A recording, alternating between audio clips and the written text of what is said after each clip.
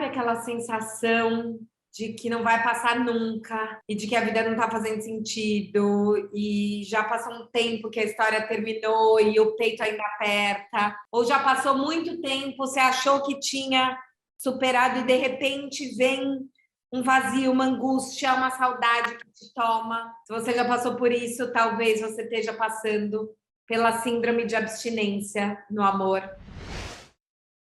E para entender como lidar com essa síndrome de abstinência, porque o amor pode ser uma droga tão viciante quanto outras drogas que a gente foge por aí. Eu trouxe de novo ao canal, com muito prazer e muita honra, a doutora Elizabeth Zamerru, psiquiatra, psicoterapeuta, com mestrado em psiquiatria e psicologia. Ela é especializada em codependência, dependência emocional e tem um curso lindo sobre como a gente curar a nossa criança ferida. Vou colocar todas as informações aqui na descrição do vídeo. E por falar em cura, vamos entender essa abstinência e curar essa falta juntas. Doutora Elizabeth, muito obrigada por estar aqui comigo hoje. Eu que agradeço, fico sempre muito honrada quando você me convida, fico muito feliz e feliz também de estar com você que está nos escutando hoje. Quais são os principais sintomas de uma crise de abstinência amorosa? Porque quando a gente fala de síndrome de abstinência, já vem essa coisa da droga, e eu sinto que no amor, às vezes, essa falta é muito parecida, né? A gente nota que a pessoa fica assim muito ansiosa, triste, uma angústia enorme, pode ficar deprimida. Quer ver uma coisa que muitas pessoas não percebem, mas são somatizações. Tem gente que tem diarreia, tem mil sintomas, dores, infecções, pode cair imunidade. Então, existe uma queda de imunidade, está relacionada geralmente à tristeza, à depressão, se tiver alguns sintomas depressivos. Então, a pessoa fica assim, desanimada, não tem vontade de fazer nada.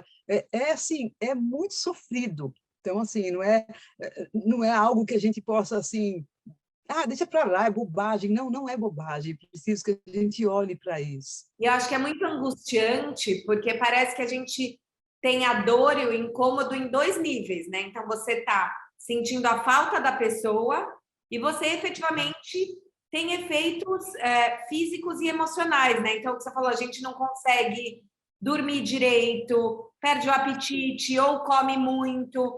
Então, enquanto a vida, né, e as amigas e a família falam, não, bola para frente, mas se joga no mundo, vai passar, a sensação é de que não vai passar nunca. E eu sinto que às vezes a gente tem tanta vergonha de falar isso para os outros, ou porque a relação foi curta, ou porque já passou muito tempo, e daí você tem medo de falar, putz, eu ainda tô, ou de novo voltou. Como lidar com essa vergonha que às vezes amplifica essa abstinência, né? É isso mesmo, eu entendo isso. E aí começa assim, é importante lembrar, um pensamento obsessivo na pessoa, aquela vontade louca de mandar mensagem, de olhar o Face, o Instagram da pessoa, de fazer stalking, né? Vontade de começar a perseguir, assim, de longe, né? Mas, de qualquer modo, fica uma vontade de entrar em contato, uma coisa assim, extremamente forte, que leva ao desespero, né? Só que, ainda falando um pouco mais dos sintomas, a gente fica desesperada, né? E muitas vezes a relação é uma relação tóxica e mesmo assim a pessoa está com toda essa abstinência. Então, isso causa mais vergonha, né? Então, aí que você perguntou como lidar com essa vergonha. Primeiro, é importante que a pessoa entenda o que está acontecendo. Muita gente não entende, porque pensa assim, pô, mas se ele era abusivo, se ele era uma pessoa que não era boa para mim, como que eu estou assim? Como que eu estou me sentindo assim, sentindo uma falta, como se ele fosse algo tão bom e importante, né? Mas é bom que você tenha falado das drogas, porque é muito semelhante. Às vezes, a pessoa que usa droga sabe que a droga faz mal, um super mal para ela, não só dá prazer, mas faz mal, e a pessoa sente falta do mesmo jeito. Então, é importante separar as coisas, não importa muito se ele era um narcisista, se ele era uma pessoa abusiva, isso não é o caso. A questão aqui é a síndrome de abstinência acontece por causa da dependência emocional. Tem alguns gatilhos específicos? Porque eu fico pensando, né? Quando a gente pensa na droga, às vezes tem do tipo, putz, eu saio para beber, eu vou para festa, isso me dá gatilho para usar um outro tipo de droga mais pesada. Eu fico pensando assim no amor, né? Algumas coisas acho que já foram gatilho para mim, para eu sentir essa síndrome de abstinência. Acho que datas comemorativas, então assim, putz, ia ser o nosso aniversário de namoro, ou é aniversário da pessoa, dia dos namorados, acho que isso já foi gatilho. Às vezes é gatilho eu tentar sair com uma pessoa nova e não bate nada, e daí você fala, meu Deus do céu, nunca mais vou amar ninguém. Ou você vê um post, você até parou de seguir a pessoa, mas daí você vê uma stories do amigo da pessoa e você vê ela feliz e você tá meio miserável. Esses são, assim, 3 gatilhos que eu pensei agora. Que outros gatilhos você acha que podem gerar essa crise de abstinência para a gente ficar atento? Então, olha só, no começo, qualquer coisa que lembrar a pessoa ou o relacionamento pode ser gatilho. Uma música, os lugares que as pessoas frequentavam, que os dois frequentavam, pessoas amigas podem ser gatilho, amigos do casal, atividades que eles faziam juntos. Por exemplo, você fazia academia com ele. Ah, e agora você não está fazendo mais academia com ele. Você vai para a academia, você lá começa a sentir mal, né? Começa a sentir todos esses sintomas. Então, em geral, ambientes, lugares, pessoas e hábitos que lembram ou que estavam relacionados. Então, por exemplo, como você falou, rede social, um story que você vê, ou um post que você vê, tudo isso pode ser gatilho, muitas coisas. Por isso é importante você, se possível, ficar um pouco mais distanciado das coisas que lembram. Eu estou estudando muito neurociência e a neurociência fala que a distância é o melhor remédio, não o tempo. E que a gente tem que se distanciar dos 5 sentidos. Então é isso. Não come o mesmo café da manhã que você fazia com a pessoa, muda a playlist que você escuta, vai fazer um outro esporte, que a gente tem que treinar os nossos 5 sentidos com outras coisas positivas que não remetam à pessoa. É importante a gente fazer esse faxinão? Sim, com certeza. E a visão, você falou dos 5 sentidos, e a visão talvez seja o mais importante. Então, por isso que eu falo, fica longe. Por que você tem que entrar na rede social dele? Fala para mim. O que eu recebo de relato, eu recebi hoje de manhã de uma aluna falando, eu não consigo. Tem um lugar que é quase que uma romantização dessa crise de abstinência, que é eu bloqueio, mas daí eu desbloqueio, mas daí eu faço um fake para seguir a pessoa, mas eu começo a olhar os stories dos amigos. Hoje ela me falou uma coisa que me apertou o coração. Ela falou, cara, eu percebi que eu estava num estado que não tá legal quando eu reconheci o apartamento novo dele, que eu nunca vi, pelos stories dos amigos. Quer dizer, ela fica assim, não vou ver, dela ver de um amigo, não vou ver do outro amigo. Aí você vai montando um quebra-cabeça. Então, como também não entra... Porque eu sinto que cada vez que a gente tem uma recaída, a gente se sente mais incapaz de esquecer, de mudar, e quase que começa a pensar, não, eu amo mesmo essa pessoa. Como sair desse looping das recaídas, sabe? Do bloqueio, desbloqueio, e desse pensamento que é amor. A questão é o seguinte, não é para cultivar. Veja, a gente cultiva o pensamento, a gente cultiva, por exemplo, a pessoa vai olhar a rede social, então não é para cultivar a lembrança do outro na mente. Esse é o ponto-chave. Então, o que precisa fazer, como você falou, é afastamento e fazer o máximo possível de coisas, assim, de atividades que não têm nada a ver, portanto, você não está cultivando, mas você vai fazer as coisas que você já fazia com ele, as mesmas coisas, os mesmos barzinhos, tudo igual, você está cultivando, mesmo que não perceba. Então, a grande questão de como você começa a esquecer alguém, ou pelo menos sair dessa síndrome de abstinência, é mudando de hábitos, fazendo outras coisas, novos amigos, criando novas oportunidades. Né? Sustentando o desconforto, porque eu sinto que a gente tem muita disciplina para muitas coisas na vida. Eu até fiz uma entrevista com uma psicóloga de terapia cognitivo-comportamental sobre autodisciplina, né? A gente é disciplinado no trabalho, disciplinado na dieta, no esporte, e parece que a gente ainda romantiza essas recaídas. Então, assim, converse de outras coisas, tire a atenção da pessoa, ainda que não seja incrível. para ir se acostumando, porque eu acho que também, às vezes, a gente espera que a primeira roda de cerveja com as amigas seja maravilhosa, e aí, como não é, você volta para casa bêbada, carente, e pega o celular e vai fuçar a pessoa, né? É isso mesmo, né? Então, assim, por isso que é muito importante tomar conta de si mesma numa fase como essa. Cuidar das outras áreas com muito carinho. Então, tirar a atenção. Você falou, essa questão da atenção, as pessoas não se dão conta que a atenção é um dos nossos maiores poderes, recursos de poder. A gente pode direcionar a nossa atenção para onde a gente voluntariamente decide. Então, veja como isso é poderoso. E as pessoas não se dão conta disso. Então, por isso que isso que você falou, estou reforçando mesmo, porque estou realçando, porque a gente tem muito mais poder do que se dá conta. Então, precisa tirar a atenção daquilo que cultiva, de que é gatilho, que faz lembrar, que faz a gente mergulhar na dor e, além disso, cuidar da gente, cuidar da criança interior, não é? Que é uma questão que eu tenho falado sempre, porque nesse momento a criança interior fica desesperada. Todos esses sintomas são dela. É ela que está falando, eu não vou conseguir, eu não vou dar conta. É ela que fica pedindo socorro, não é?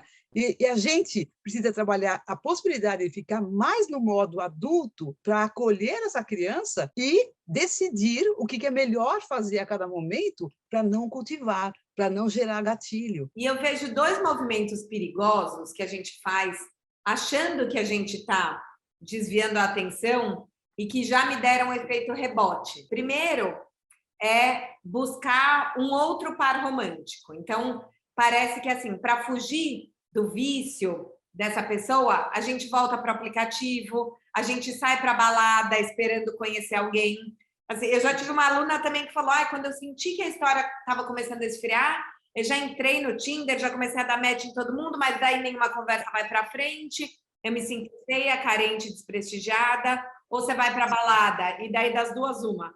Ou ninguém te chaveca, você se sente mal, ou você fica com alguém que talvez você nem queria ficar e não encaixa, ou até você queria ficar e aí não encaixa, e vem essa sensação de vazio. E um outro impulso que eu vejo é a gente ficar no casulo. Então, a gente não sai, a gente fica em casa, ouvindo as mesmas músicas, falando, não, tudo bem, não vou sair, porque eu já sei que se eu sair vai dar efeito rebote, então vou ficar aqui em casa, eu, meu Netflix, até essa dor passar. E daí a gente fica esvaziando o nosso cotidiano, e quanto mais esvaziado ele tiver, mais fácil a gente ter recaídas, né? Como é que a gente luta contra esses dois impulsos? Então, eu vejo um outro que assim que está relacionado um pouco com o que você falou. Existe vamos dizer, um personagem interno de muitos de nós, especialmente que tem dependências desse tipo, né, comportamentais, né, que a gente chama de modo autotranquilizador. Então, veja, essa coisa de entrar no Tinder correndo é uma maneira de tentar tranquilizar. Veja, a pessoa começa a fazer uma série de coisas para tranquilizar, ou até mesmo fugir, né? Dormir. Vou dormir 2 dias e não quero nem saber, né? Vou tomar qualquer remédio aí para dormir, não quero pensar, né? Nada disso resolve. Quer dizer, e quando a pessoa começa a entrar no Tinder com toda essa rapidez, né? É realmente um suicídio afetivo. Por quê? Essa pessoa não está pronta.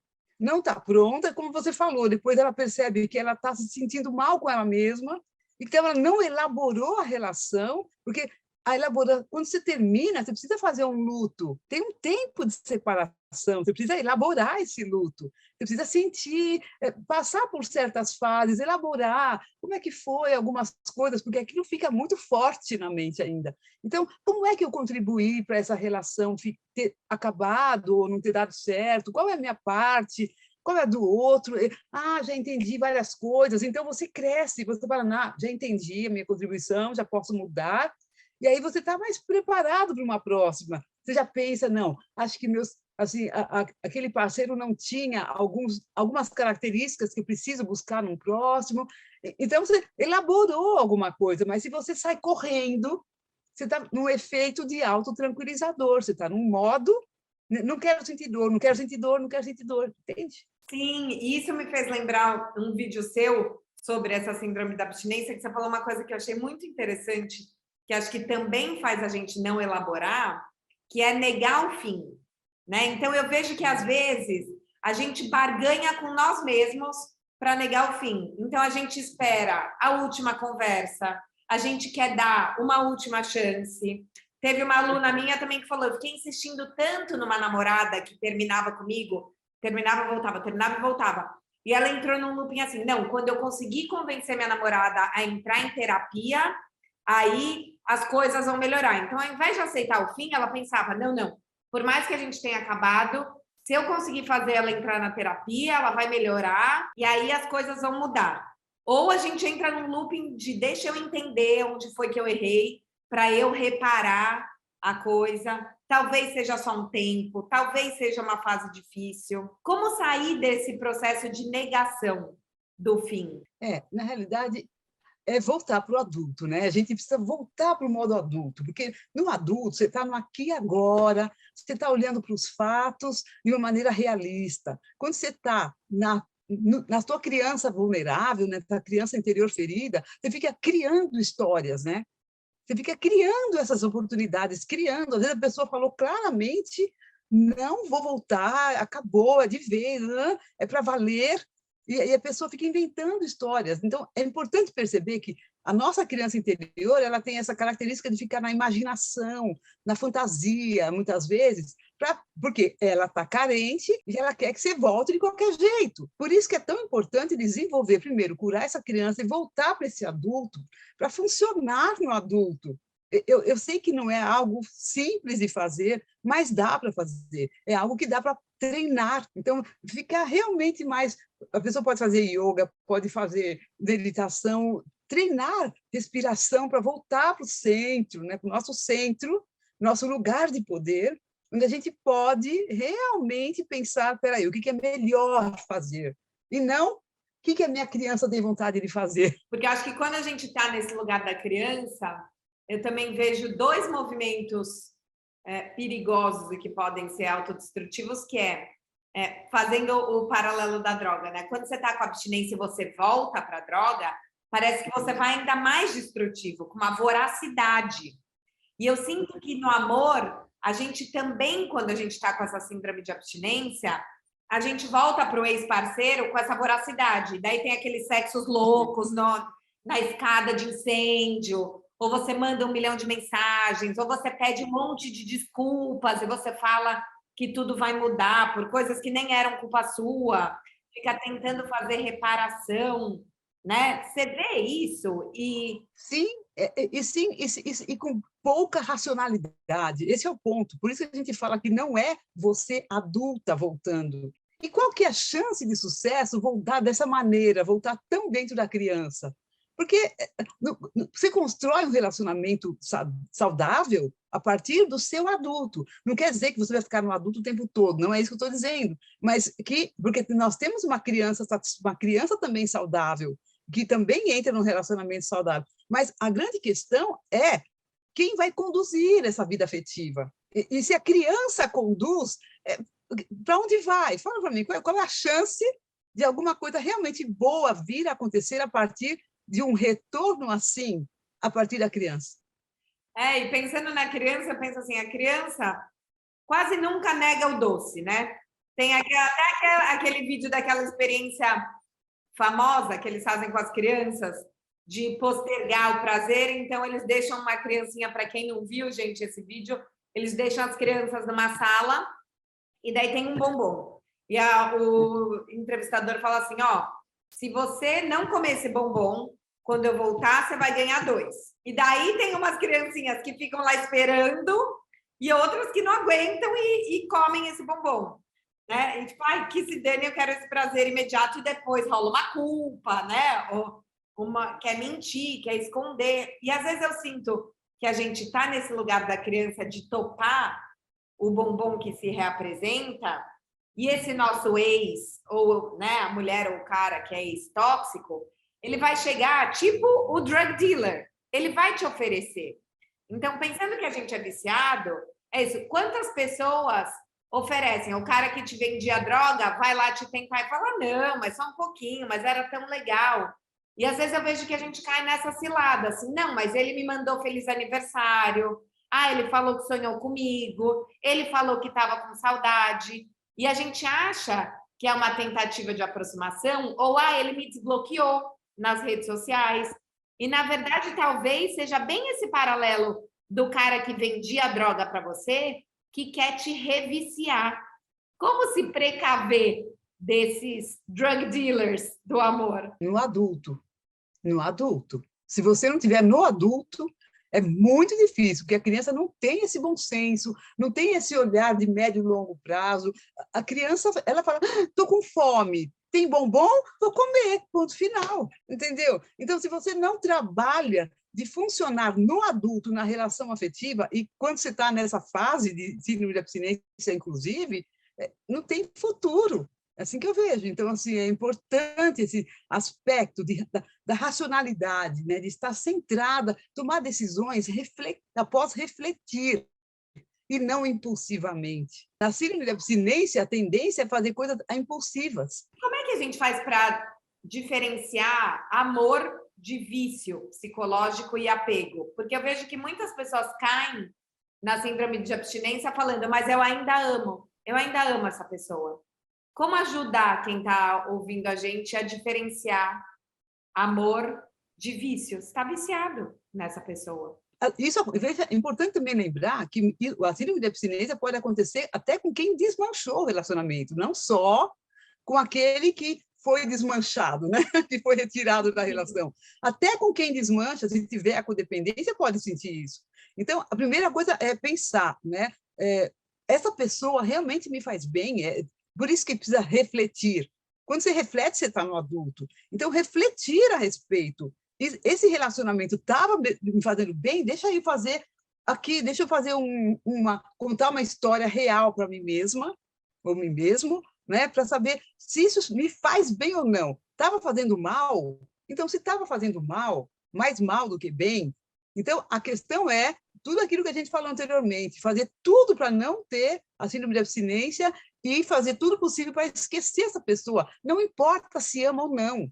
Aí, nesse caso, se ela... E nem importa tanto se é amor o nome que a pessoa está dando, porque nessa hora é muito difícil para a pessoa diferenciar, porque ela tem essa ansiedade, a gente sabe que quando é um amor e ele acaba, ele gera uma tristeza, mas não essa ansiedade, não síndrome de abstinência.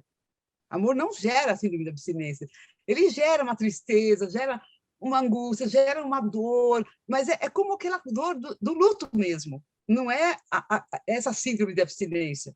É bem diferente. E por falar em luto, você fala uma coisa muito bonita no seu vídeo também, que é a gente não fugir da dor, né? Porque acho que tem um lugar que o mundo também pede para a gente superar ontem, não entrar em contato.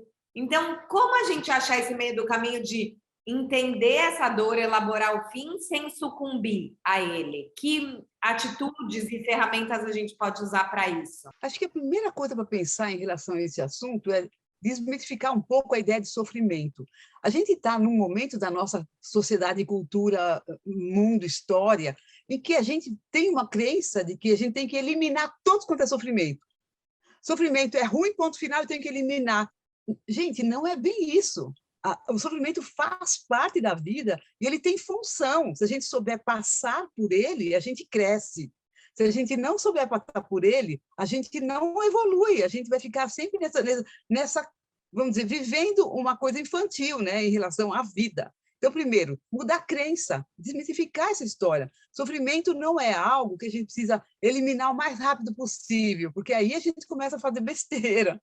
Esse é o ponto, né? Agora, quando você está no sofrimento, não significa que você precisa se mergulhar e entrar numa depressão profunda e ficar chorando noite e dia sem parar. Não é isso que eu quero dizer. É se permitir sentir, mas voltar para esse adulto e olhar para a situação, e olhar para frente, olhar para os seus planos, olhar para os seus objetivos, né? Focar de novo, o que eu quero? Quando eu estou num relacionamento, o que é que eu quero? Né? Assim, ficar focado e ficar conectado com seus verdadeiros objetivos numa relação. E aí você vai perceber se aquele sentimento te ajuda ou não ajuda, se atrapalha, o que você vai fazer com o sentimento? Mas devagarinho, se estiver no modo mais centrada, né, modo adulto mais centrada, você vai passar por essa dor sem sucumbir, não tenho dúvida. Porque nós somos poderosos. As pessoas, às vezes, se sentem muito fracas diante do sofrimento ou da vida. A gente é poderoso, a gente precisa assumir esse poder. Lindo. Doutora Elizabeth, muito, muito obrigada. Soltos, que a gente possa se permitir sentir a dor sem sucumbir, sem achar que saudade é amor, sem ficar apegado ao que a história foi, né? É isso que a doutora Elizabeth falou. Eu repito muito uma frase que é: o amor é o que o amor faz. Então, coloca no papel mesmo. Como é que essa relação é hoje? Como eu me sinto hoje? Porque senão a gente fica, não, mas a gente se dava tão bem, mas a gente foi tão feliz, não, mas a gente tinha plano de alugar uma casinha em São Francisco Xavier. Mas e hoje? Se tá te machucando, se já não fazia sentido, se você largou essa pessoa e agora tá só com medo de ficar sozinho, vamos sustentar esse mal-estar, essa dor, cuidar dela, passar por ela. E você fala no seu vídeo, né, da gente fazer mudanças positivas na vida. Isso a yoga, é se reimplicar em outros prazeres. Então, já que a gente tem que ter o contato zero com os gatilhos que lembram a pessoa, ao invés de deixar um vazião, vamos trazer outras coisas. Que nova banda a gente pode ouvir? Que novo esporte eu posso fazer que talvez me gere uma nova turma? Né? Que outros lugares eu posso frequentar? Que talvez eu conheça outras pessoas, que em breve teremos entrevista nova falando sobre boicote no amor e auto-boicote. Então, se você também sente que você puxa o seu próprio tapete, em breve a doutora Elizabeth estará de volta. Um beijo para você, Carol, e você que nos escuta hoje.